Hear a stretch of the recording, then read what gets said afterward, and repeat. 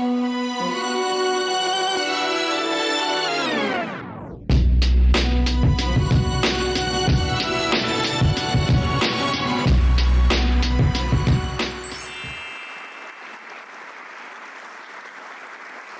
this is Raina Carrillo with Purpose and Passion. I am so excited because I'm all about educating, empowering, and teaching awareness. And today I have the lovely Jennifer Greenhut. She has a business. It's called Zero Negative, from purses to, you can just name it. When you go to her website, you will see it all. And the reason why Zero Negative is it's named that is because of the triple negative cancer stage 4 that she experienced. And then on top of that, she's an author with a book coming out. Everyone Needs a Larry. So I'm super excited to have Ms. Greenhut in the building. Thank you. Thank you. So thank you for coming. Thank you. I know you're about to educate, empower, and teach awareness through your story. And your story is powerful to me. Thank you very much. I feel that's what was a gift from the universe, stage 4 triple negative breast cancer. I didn't think it was a gift at the time I was being diagnosed, but should I start from scratch? I can tell you the whole journey. Yes, well, actually, take the viewers through, where your parents are from. Where were you born and raised? I was born and raised in New York City. Okay. Came out here. I was a gymnast. I left home at 14 to train for the Olympics. Was training in Allentown, Pennsylvania, and I ended up blowing out my knee my last year of high school. So I was not able to make the Olympics, but I got a scholarship to UCLA, took me out to college at UCLA, and then I went back to New York to become an actress. Okay. That's what I thought I wanted to do. Yes. So how did that go? Well, it went pretty well. I mean, I went to acting school. I came out here again for pilot season with a girlfriend of mine. We both got agents and jobs and this and that. So nice. My plan was never to come out here and live out here, but it kind of like the acting thing just kind of sucked me in. Yes. And then, long story short, I got married briefly to my agent. And very short marriage. But it kind of took me out of the acting world and into the yoga world and singing and songwriting. Okay, so go elaborate on the yoga. Okay. Because a lot of people, and I want you to clarify if you can, because a lot of people say that yoga, I've heard of it, and that's why I'm bringing up the conversation. So Christians are like, you can't do yoga because yoga is like to movements of another deity and things of that nature. So I want you to educate. Okay, I will educate. I've actually never heard that before. Yes. Yoga to me is not religion at all. It's health of the body. And bringing in more breath, bringing in more presence, more stillness, more peace within. And in order to bring peace within your body, even if you're in a challenging position, it's just being still with the breath and experiencing it and surrendering to it and becoming your own observer. And to me, I started to become happy when my body started to open up with the stretching and the poses. And coming into yoga as a gymnast, I thought it was going to be like boring, a piece of cake. And it was like so challenging. So I kind of got obsessed with it. I was like, wow, this is so cool. And then it was like therapy for me because it was almost like you watch how you live your life is how you do yoga on your mat. Because you see how all of your emotions come into play at certain times. And it's like when you just can become the observer to your emotions, then you don't have to react to things that are around you that you can't control. The only thing you can really control is how you react to things. Yes. So for me, yoga was not based on religion, based on like certain gods that I'm praying to. It's like you're kind of becoming your own God. You're becoming connected to your true being of stillness and who you are. Wow. And I love that. And it's all balancing and creating like a connection between the mind, body, spirit. Yes. And what better health, is that. To know that you too. know? Yeah, that's interesting. Because I wanted to know, because that's like when people say things like, you just hear the darndest things. And so I remember somebody saying, hey, you should come to yoga. And I was like, no, thank you. Because they already had put that in my mind. Yeah. And I'm like, what the heck? Oh, that's so interesting. Yeah. So now I'm happy that you're able to express the truth of it. You know what I mean? It's for health purposes. It's health. Your physical mind, alignment. It's, based on like aligning your back and aligning your spine and creating a stronger core for everything to be working in balance. And to me, I got obsessed with it just because I was one of those kids that was always in therapy, always like talking about my problems and what I was worried about, but nothing was ever really changing. And then once my body started to change, then my mind followed that. Yes. And I became like more loving, happier, more positive. Everyone needs yoga. I'm like, I need some yoga. That's the next book. Everyone needs a yoga. I need to be stress-free. Yeah. I have pinched nerves in my back. Oh, wow. Yeah. And then I have back pain.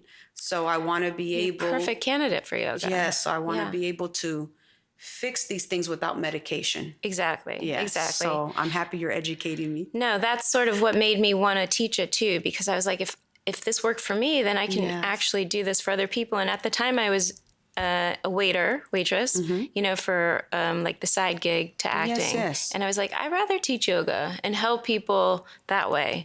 Of course. And so that's how it blossomed. But then I just got really more involved into yoga. And then I started writing songs and singing, and I had a guy in my yoga class that was had a band. Yes. So he kind of pulled me into the music world.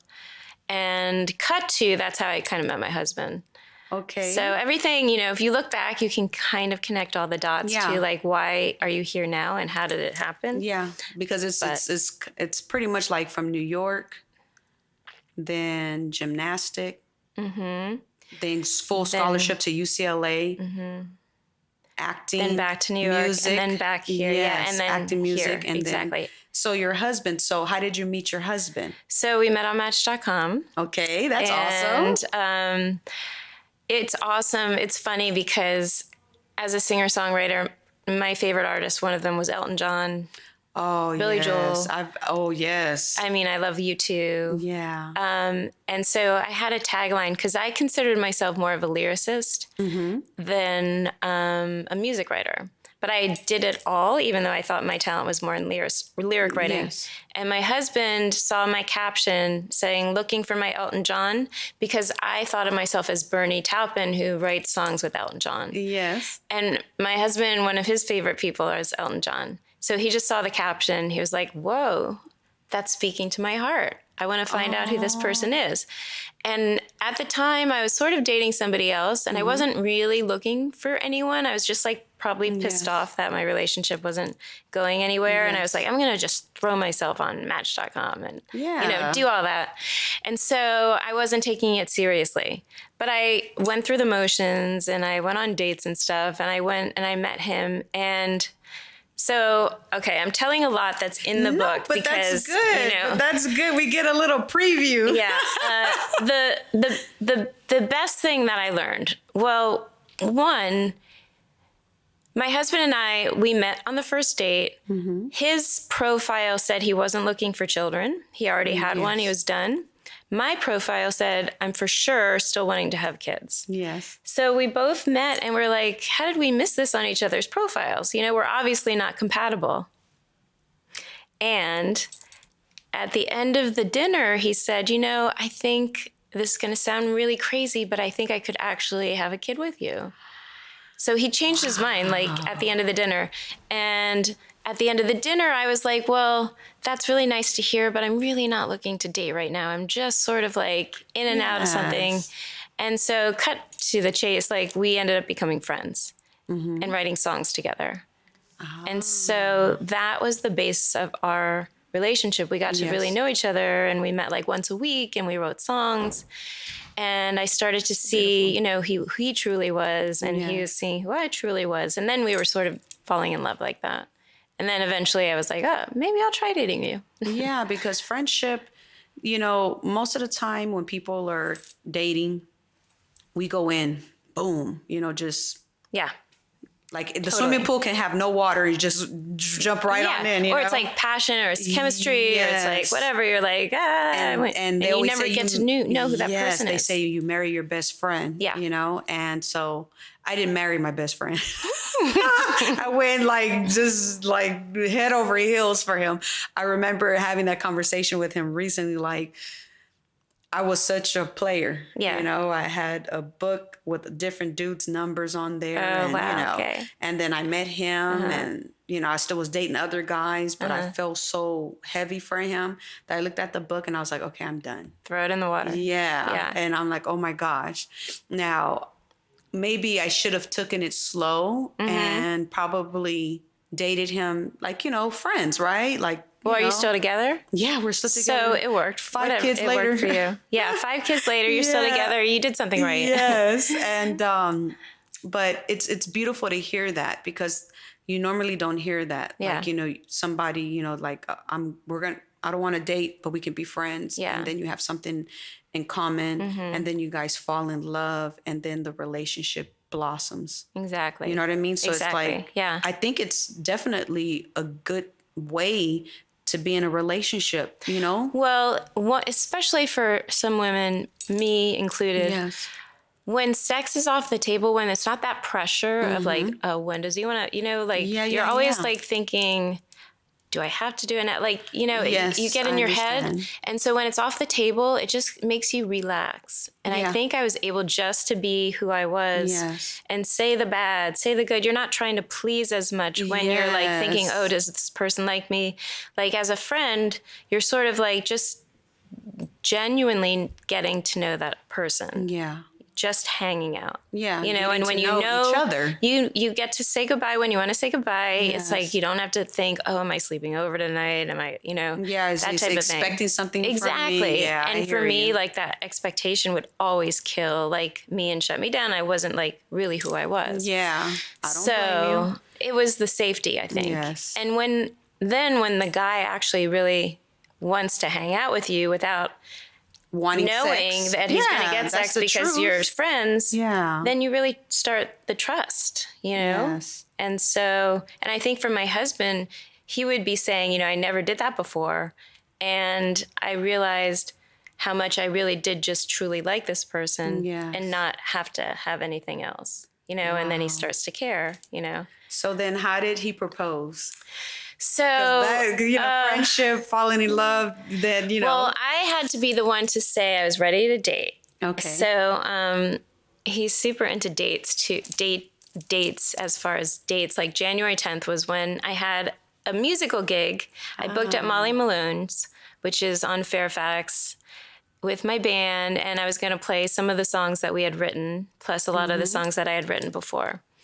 And my husband comes from a music background. He was Paula Abdul's manager in Savage Garden, and he had like 30 years of management.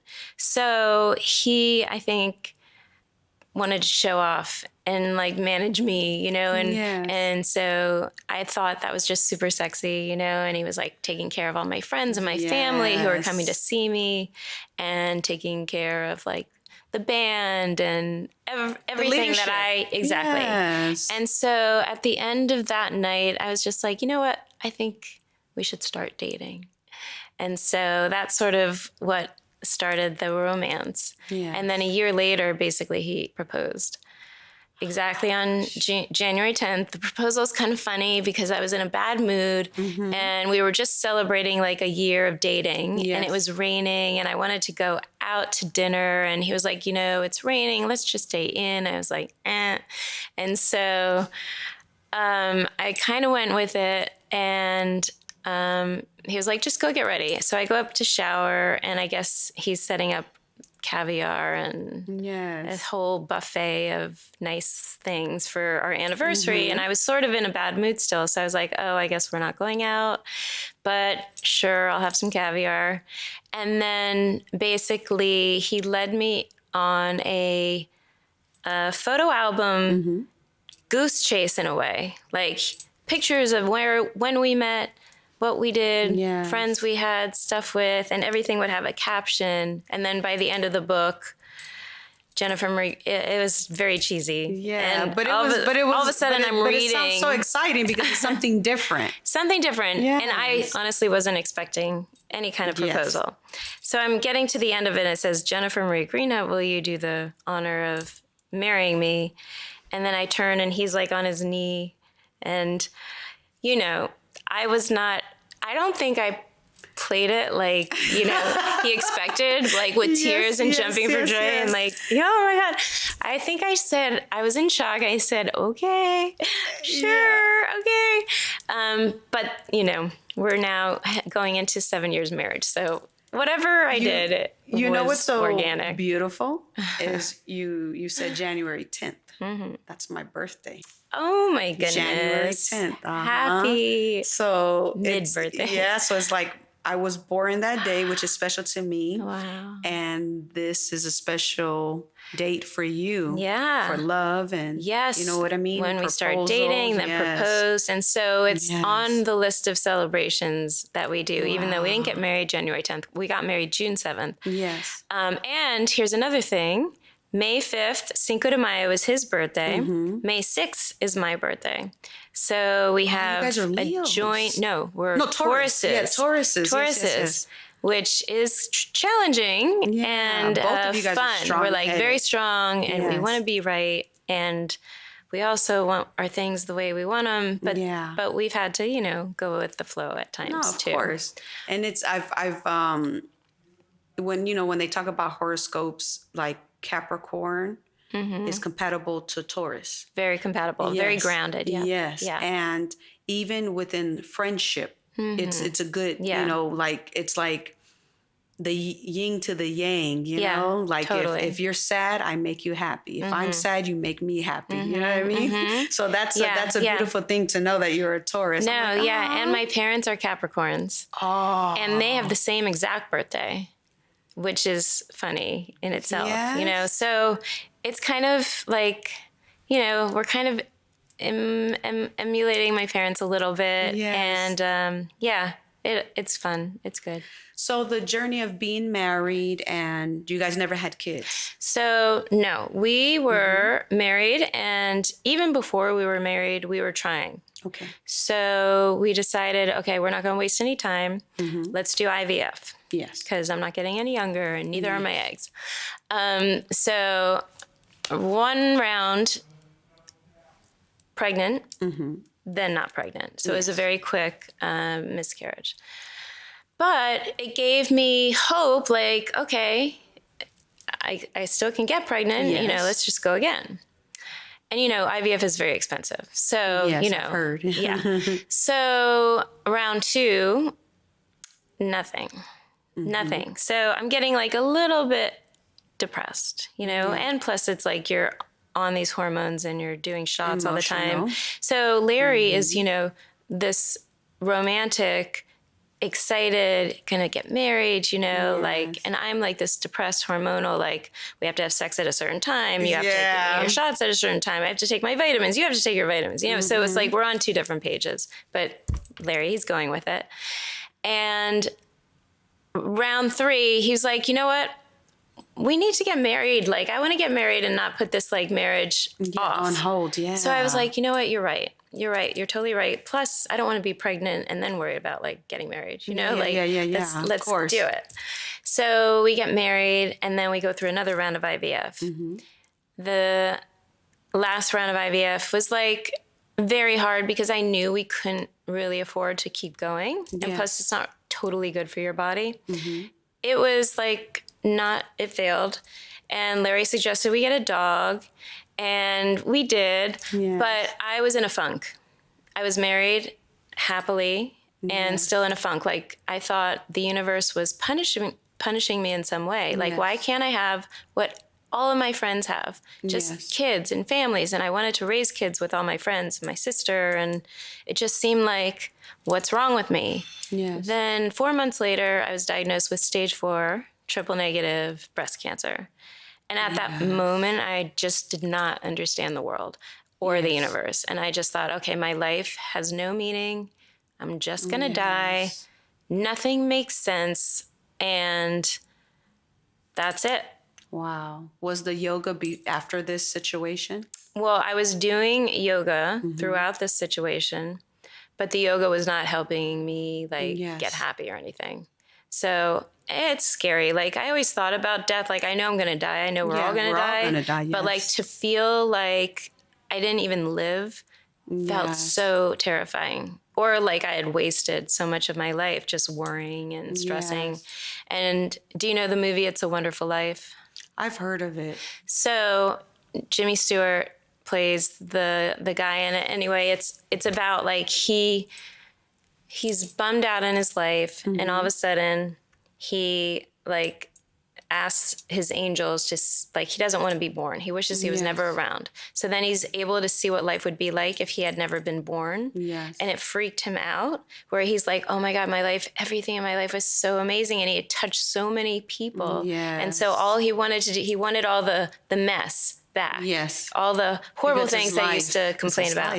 Yes. So once I was diagnosed, that's how I felt. I felt like my worries, oh my God, like I didn't realize how special it was to be alive, just to be like healthy and to complain about stuff. Like even like, you know, complaining about not having a kid, at least I was still alive. So my whole perspective had changed. Yes. And so, but still, you know, I'm not happy about it. I think I'm going to die and, you know, that's it. Yes. And so I start to look for my team of doctors and I interview at 3 different hospitals. And the last person I interviewed was at UCLA, a famous oncologist, Dr. Slayman. He's head of the research there. And before meeting him, I didn't have a feeling of like a doctor is confident that they're going to, you know, save me. They just think maybe they can do something positive. Yes. So Dr. Slayman, I felt very safe when I met him right away. He told me what he was going to do. And there was one chemo drug called adriamycin that he was not going to use right away because that's the worst one. And if my tumor reacts to the 2 that he was going to give me, then I would be saved from this other 3rd chemo drug, which all the other doctors wanted to use. So I liked what he was saying about that. And he then said, you know, I know you wanted to have a baby. You'll never be able to have a baby. But I want you to know that if you were going to get pregnant, the pregnancy would have killed you. And in that moment, I promise you, like I went from victim to warrior in a second. And I realized that what I thought was I was being punished. Yes. I was actually being saved. Yes. And so the universe was saving my life. So maybe cancer is saving my life. Maybe cancer is going to be the best thing to happen to me and put me on a path that I'm supposed to be on. Because I've always been wanting to do something positive for the world and for other people. And I just believed it right then. And then I just knew I was going to live. And if I wasn't going to live, I still wanted to think I was going to live. Yes, of course. If I wasn't going to live, I still wanted to be happy for the last couple of years. Yes. And so how do you do that? You have to believe that everything is going to teach you something for healing, something you're going to need to learn, something that will be able to give to other people. Yes. And you look at everything from a positive lens. Versus a negative lens. And people, you know, would say, God, I'm so sorry you're going to be bald. And I would say, it's like, my God, I want to be bald. I'm going to get to experience what it's like to be bald. And when my hair grows back, it's going to grow back healthier and fuller and, you know, different color. Who knows? Or I'm excited I can wear all types of wigs. You know what I mean? Exactly. And without dyeing my hair.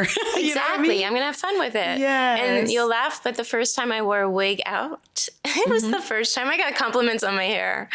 So it's just, it made me in a good mood. You know, like chemo, people deem it as like poison. And for me, chemo was saving my life. And I was praying right before chemo, like, thank you so much for medicine, for doctors that have made this drug to keep me alive. Yes. And how amazing medicine has come. Like 10 years ago, I probably would not have lived with stage 4 cancer. And look how far medicine has come. Yes. And maybe in another 10 years, we'll be able to figure out a cure. Yes. But I want to be also a part of that team to help the doctors find a cure. Of course, because you have a powerful testimony and you've experienced it. You know what I mean? Exactly. So that's the key right there. When you've experienced something, you want to be a part of something because your heart is there.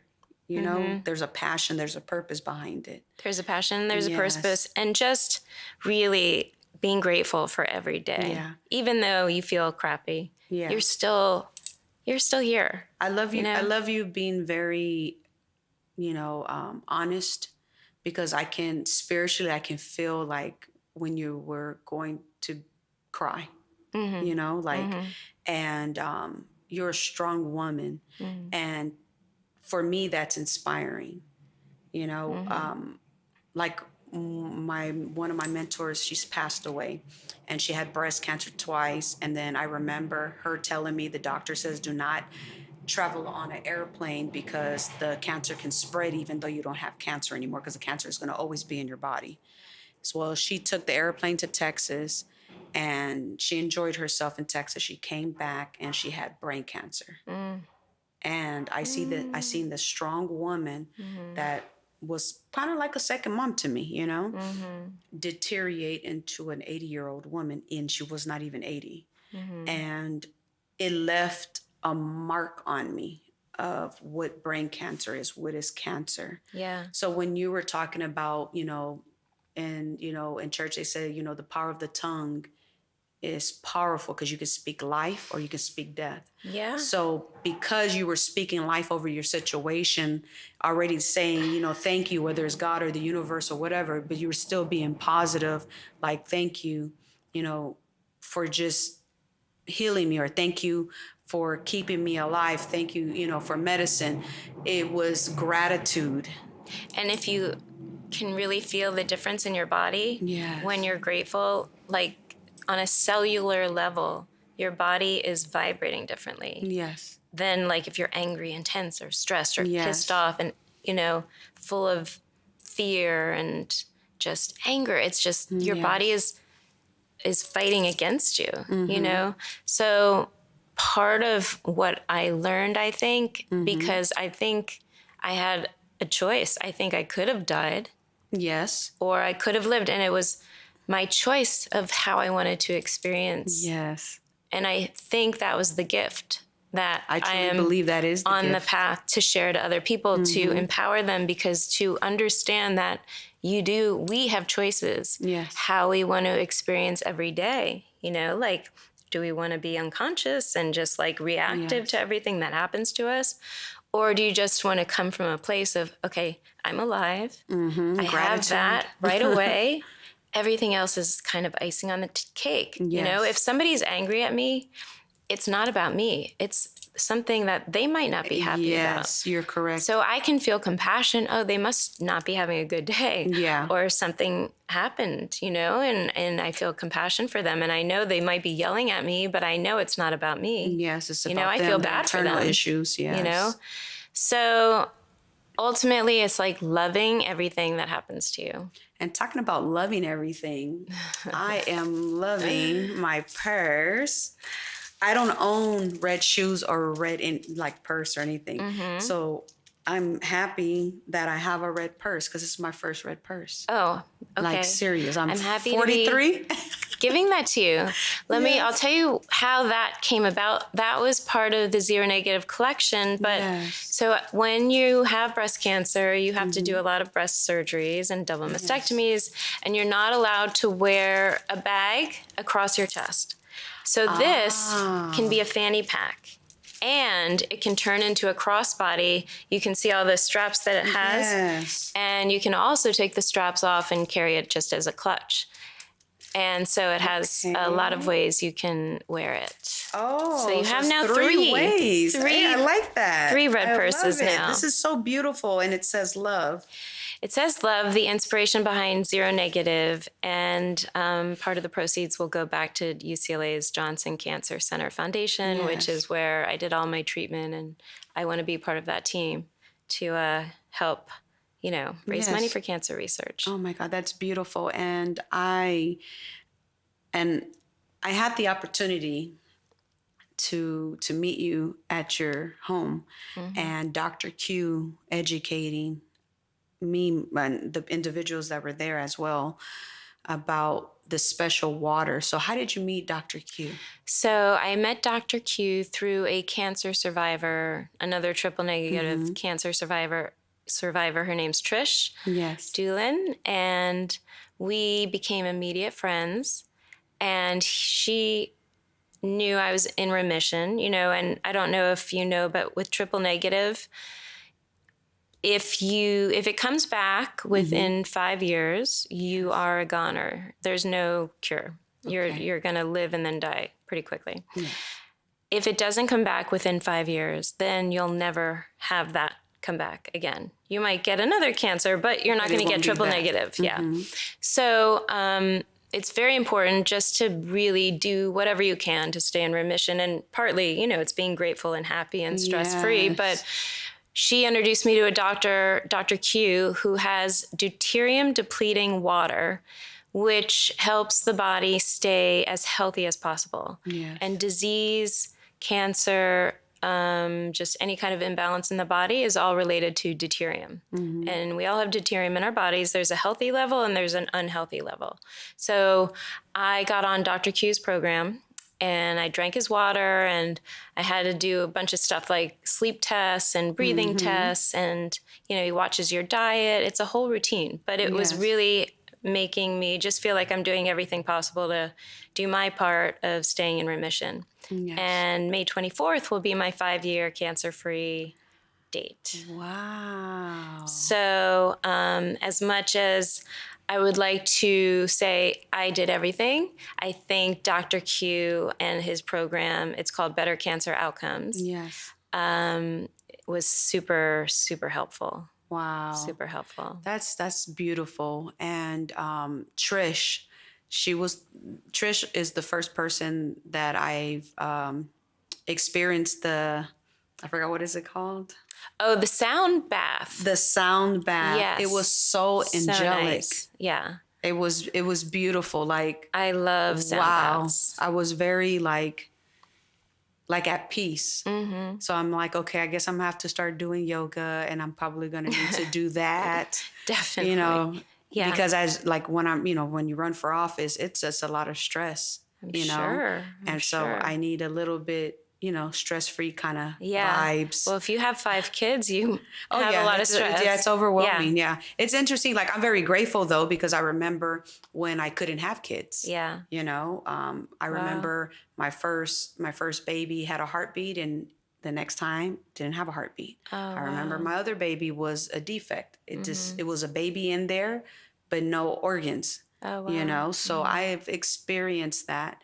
And I just remember at the time I was Catholic, and my mom, the way they think, and it's for me, I say it's a Creole thing, from Louisiana.